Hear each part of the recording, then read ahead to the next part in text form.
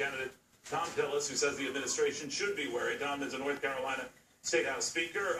He's vying for Democrat Senator Kay Hagan's seat. We did call Senator Hagan, by the way. It is yet to hear back.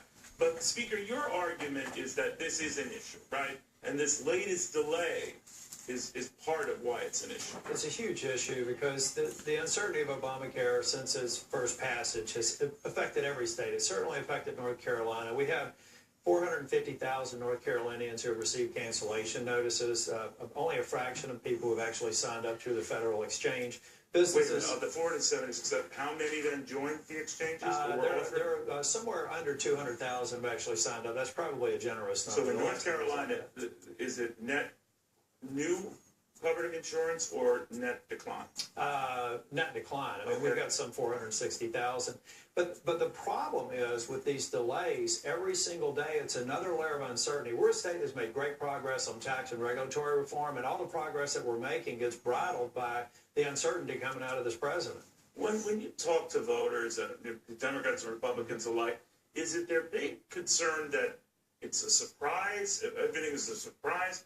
Or do they not hear, as the senators pointed out, and the president pointed out, and those supporting the law point out, it's going to get stable, it's going to get better, all these problems are going to work out, and all this hullabaloo is going to die down? I don't think so. I think that there's a huge credibility problem with President Obama and Senator Hagan in the state. They've been recorded several times of making promises they didn't keep, and there's an argument to say they knew that the promises were false when they made them. So they have no credibility. All we know is there's one more delay. If you like your policy, you can keep it until just after the election, sort of a message. And I don't think the North Carolina... But maybe that delay, in press political terms, Speaker, could help the senator, right? I mean, it becomes less of a front burner issue if you push the key deadline back. Or a number of them. It's precisely why they're doing it. There's no question in my mind. But has it helped her in the state? Has it helped her? Well, no. In fact, she's in a very difficult situation in terms of her credibility or favorability in the state, and that's why I believe we're going to win in November. Well, there's a lot of criticism. In fact, I've had this criticism of Republicans that they're hanging everything on this health care law.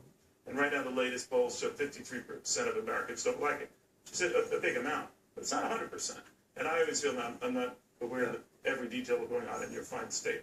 But I think when so many Republicans hang everything on the law, support might stabilize by year end. It's a risky strategy, isn't it? Well, I think so. I think that this is only one part of a series of failures on the part of this administration and a senator that's voted with Barack Obama 96% Well, is that your issue? What else are you running on? Well, there's a number of things, particularly in North Carolina, our economic turnaround, our difference in tax policy here.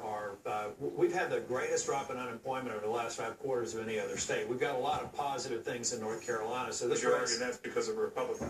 Well, there's no question. When you take your tax burden down from 44th to 17th, when you take your unemployment down by 2.6% over 5 quarters, and we've been in charge for 3 years, yes, that's we own that progress, where at the same time we continue to have more burdens, more uncertainty foisted on us by the federal government. All right, Speaker, we'll see what happens. Very good having you.